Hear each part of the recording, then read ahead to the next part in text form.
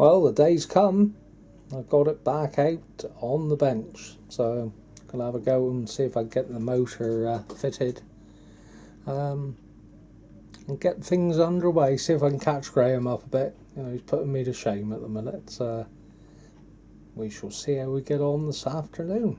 We'll come back to it hopefully a bit later. Well, managed to get this motor fitted and the chain and sprockets in. Obviously on this one, where the motor goes down through didn't come with that hole, so I had to actually cut that hole out to set that motor down, but managed to cut that in quite tightly. But actually in the instructions they show a different variation of motor, which if I had that would have been a lot easier.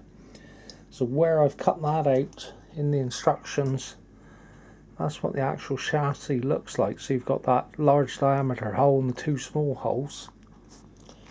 And in the instruction, they showed this installation here.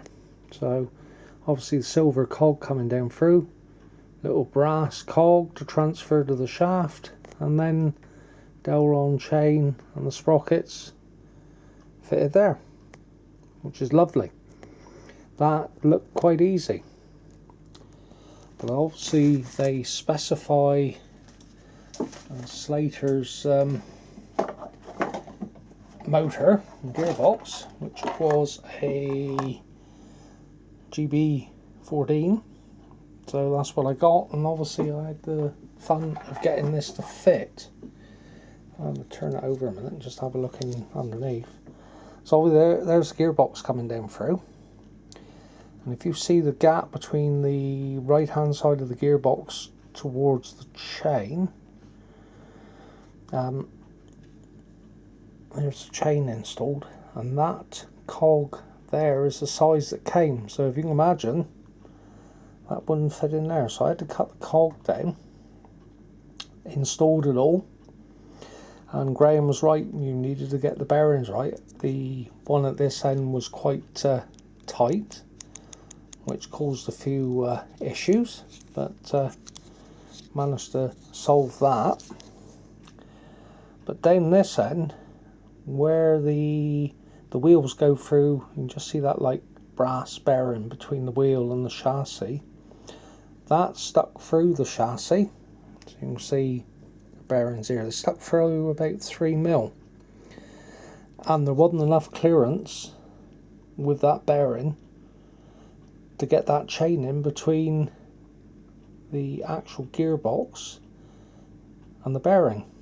So then it made that tight and the motor would barely run. So I had to take that bearing out, cut that bearing, take probably about 2 to 3mm off that, put it all back together, and it fitted.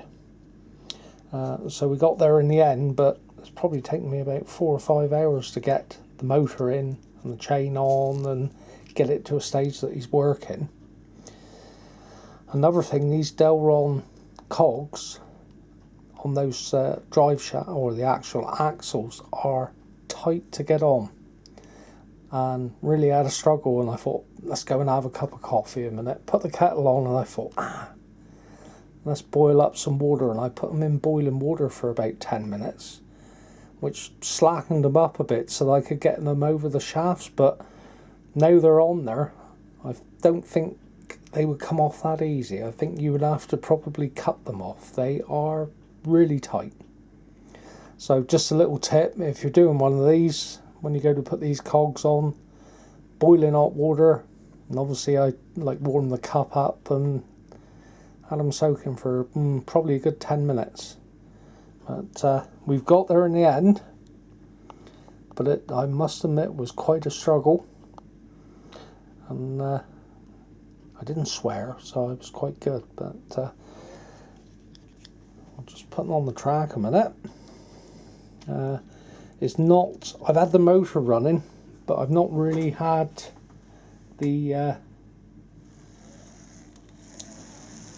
how can I say, I didn't have it running with the chain, so obviously this has barely had any use. So it's almost, he's just stopped there.